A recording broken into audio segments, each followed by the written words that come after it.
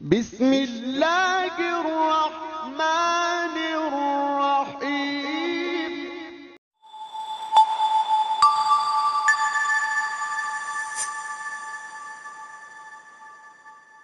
آج ہم درسی کتاب اردو جماعت چہارم نصاب 2020 کے مطابق Khyber Pakhtunkhwa textbook board Peshawar کا سبق نمبر 12 میں کیا بنوں گا نظم صفحہ نمبر 75 پر جو ہے آج ہم اس کا خلاصہ کریں گے۔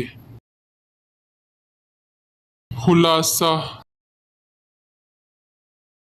نظم میں کیا بنوں گا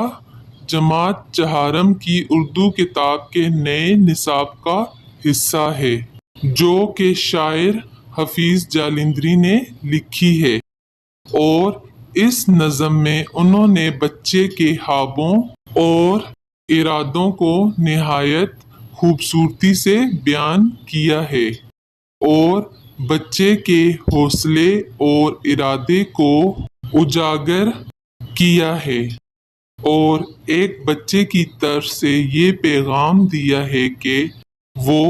اپنی زندگی میں سچائی، محنت، ایمانداری